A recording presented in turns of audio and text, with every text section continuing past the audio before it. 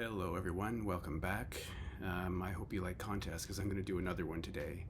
Robert, whose channel is on my Turntable, has a contest for his push to 700 subscribers, and I think the last time I checked, he was already past that, so I think we should keep it going. In this contest, you have to be a subscriber, and you have to let him know that you've made the video. And the theme of it is to name 5 albums that influenced you as a teenager and then say why that is. So this may inadvertently give you more information about my age, but I guess that's unavoidable. So I'm going to choose 5 that had a big impact on me. Some of them because I had sort of started a lifelong relationship with that band or singer or artist, and others because they sort of made me aware of other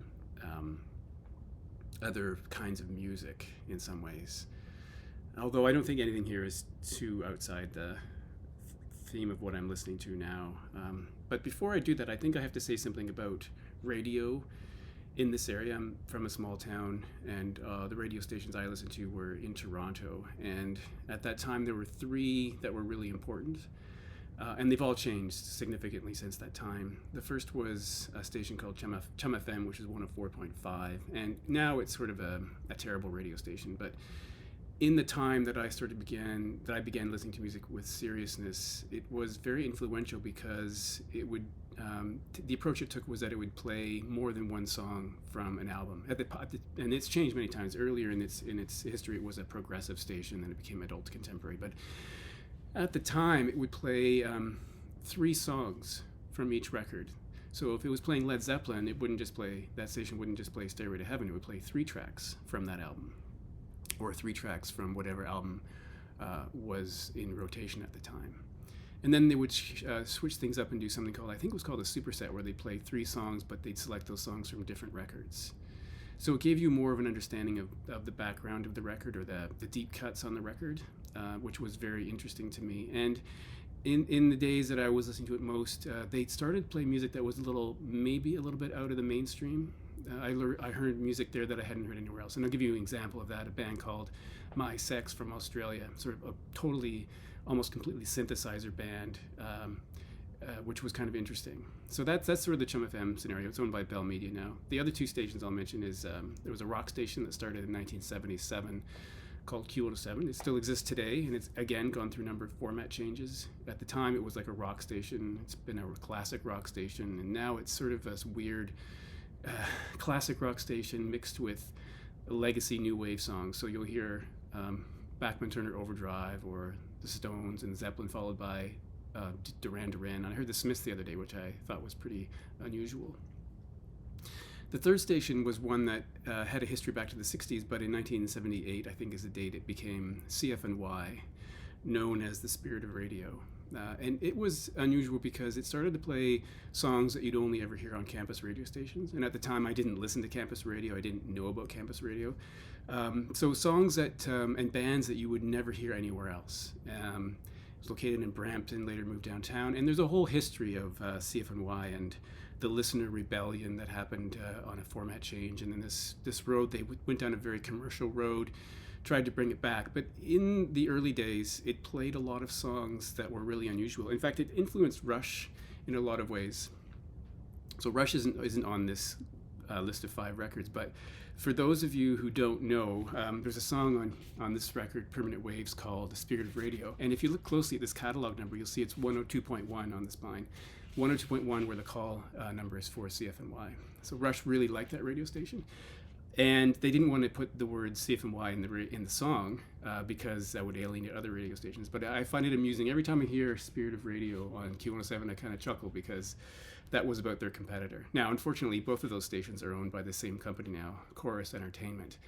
And, I don't think CFNY is what it was, and it probably doesn't matter anymore. But this is just a little trivia about Spirit of Radio, which was a very formative radio station for me. And I still remember the day. I had some friends who were older than me who came over to the house one day, and he lifted the lid on my parents' console stereo system and turned the dial from Q107 or Chum FM, whatever it was at the time, to CFNY. And I was amazed. I sat there listening to it. I listened to it for hours and never heard a single song I recognized. And I don't remember the date on this, but it was around 79 or 80, and I honestly was stunned because I sat there listening song after song I had never heard before, and it kind of made an impact. So the first record I'll mention after almost 5.5 minutes of rambling is a record that I don't think is actually a great record. It's a fun record, but it represents sort of that CFNY change for me, that change from classic rock. In another video earlier I mentioned,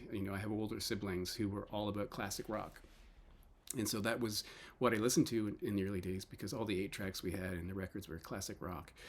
But that switch to CFNY and that sort of exposure to that new music kind of had a really big impact on me. And one of the bands I remember early on, I don't even know if this was played on CFNY. I know I heard it on Chum FM, but it's sort of emblematic of that thing. And it's Fabulous Poodles, Think Pink. Now, as I said, this is not an enduring record. This is not something that should be necessarily remembered for being fantastic. But for me, the sound in this record was very, very strange to me. And I had never heard anything quite like it. And it opened up that sort of pathway to things like Devo,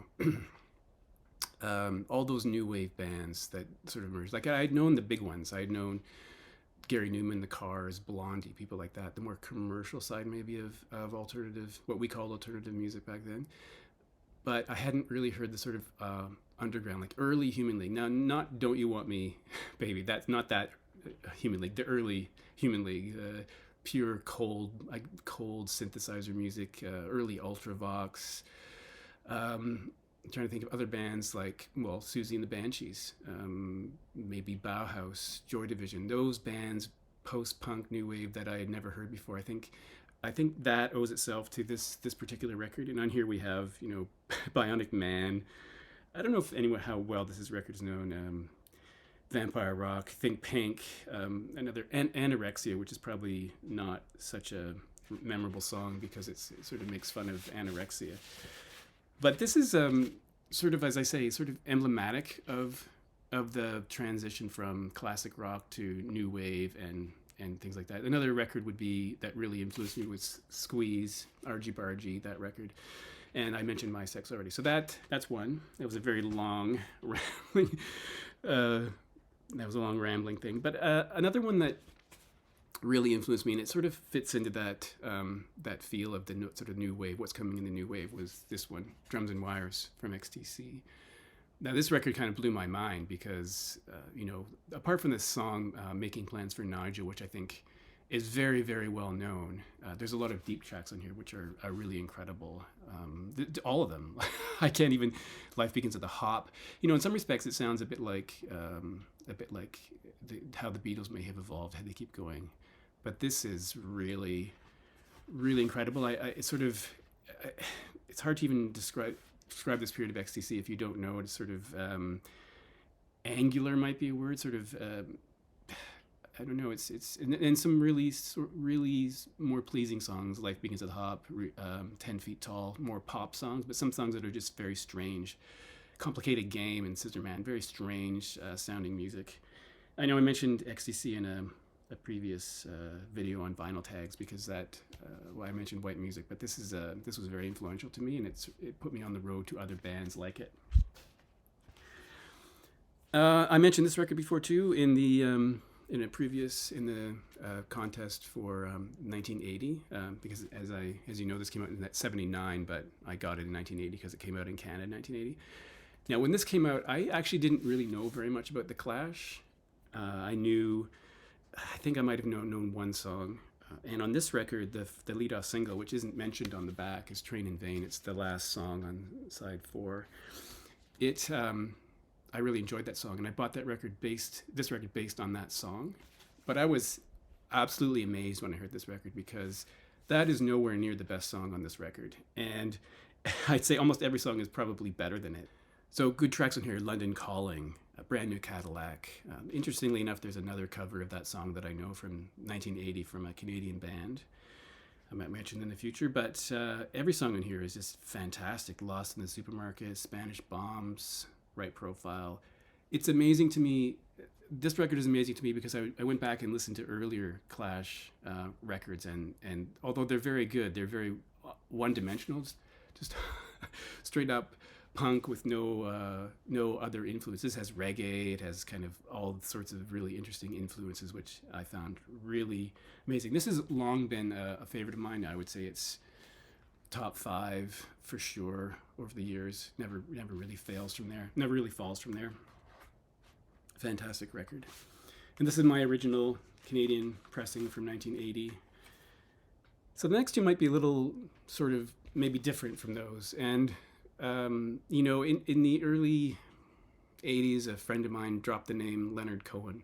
It's hard to live in Canada and not have heard that name, but I think around that time he was perhaps a little off the radar. It was before his record with Hallelujah, which of course went unrecognized. No one really paid attention to that record until the cover version started rolling in. But I remember after hearing that the name Leonard Cohen, I went to some sort of record sale or something like that, and I found a really destroyed copy of this record, The Best of Leonard Cohen for 1975. And this isn't it, I replaced it later, but the copy that I got from the sale was covered in tape and writing. It had tape all around the edges. The inner sleeve was also destroyed. There were radio station call letters on the front. I can't remember what the radio station was. It may have been a campus radio station. It was held together by masking tape and duct tape. It was in a terrible mess. And the record itself wasn't actually any better. I had put it on and it was so many scratches and pops and clicks, but I endured. I played it on my old turntable. And it's which kind of strange because this is a quiet record. And so in many cases, you could hear the noise of the record. All the surface noise was mixed in with the actual songs. This was a very unusual record for me because I didn't. This is not the kind of music I was listening to, but for whatever reason, I became really committed to this record. I listened to this so often. I probably wore it out even more than it was worn out. So it has, you know, the big hits: Suzanne, Sisters of Mercy, So Long Marianne. It goes on: Bird on the Wire, Chelsea Hotel, Last Year's Man, Famous Blue Raincoat, etc., etc. The funny thing is, my father, who often worked shift work, would come into my bedroom. He'd kind of walk upstairs and walk into my bedroom to say hello if he got home at around midnight. And I'd often be listening to music. And this one stopped him in his tracks, I think. He expected something a little more energetic. And he would come in and this happened several times. He'd come in when this record was on and he would be sort of confused. And he'd look at the turntable and he'd what is this? He thought I'd become like a folk devotee or something. I think he had a hard time with it, or not a hard time. I think he was confused or amused or bemused. I'm not sure which. And I don't know how well it sat with him. And then years later, I parted with my beat up copy. I'm sort of, in some respects, thought maybe I should have kept it, but I guess I passed it along to someone else who maybe discovered Leonard Cohen. And then I found this somewhere for a reasonable price and bought a copy. Of course, I have the CD of, I think, all of these. No, I don't have the Fabulous Poodles, but I have CDs of many of these records. So this is probably an excellent introduction to early Leonard Cohen. I guess the importance of this record is it sort of led me to Leonard Cohen. I mean, maybe I would have found out of him, discovered or got into him later, but this record was the one that opened the door, and I remember scouring used record stores looking for copies of his earlier records and adding them to my collection. So this is a really incredible. The last one is a little bit different, and I owe this record to friends I had. I had a lot of friends who were older than me because of older brothers and older sisters. And our parents would often get together, his parents, my parents, and they would play, I'd go out somewhere or play card games, and we'd be stuck in the living room just listening to whatever records were in my friend's house. And there were a lot of his parents' records, things I didn't love, like the Carpenters. And then there were the more hard rock things with Jimi Hendrix.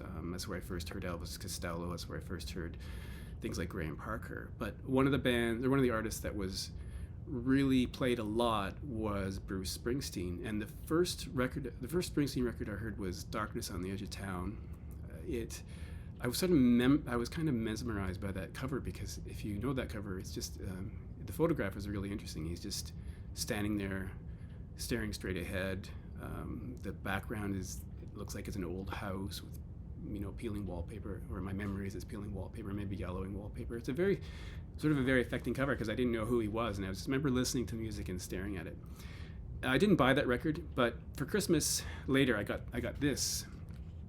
Um, every year at Christmas, we'd make a list of things we wanted, and I'd always have a section about records that I wanted, and this one was on it. And so my parents found a copy of this and gave it to me. Now, I wouldn't say that this is the best Bruce Springsteen record in any way, and some people don't like this record, but because I listened to this repeatedly in that year, this is 1980, it's sort of, this one is sort of similar to the Leonard Cohen record in that I became a big fan of Bruce Springsteen. And looking back, I think it's a bit strange because in the 80s I became really interested in, as I said, things like Joy Division, even New Order, the Smiths, and yet I was listening to Bruce Springsteen, which confounded some of my friends that I made in university because they were confused by this conflict between classic rock, and that has to do with my brothers and sisters, and then the new wave and Bruce Springsteen thrown into the mix, and probably Leonard Cohen. So it's a little strange. Had I not had those friends, maybe I wouldn't have been a Bruce Springsteen fan. Now, I haven't loved everything he's done, but and this record I wouldn't even, would it make my top 10? I'm not sure, but it sort of says a lot about what I was listening to at the time, and I still like it.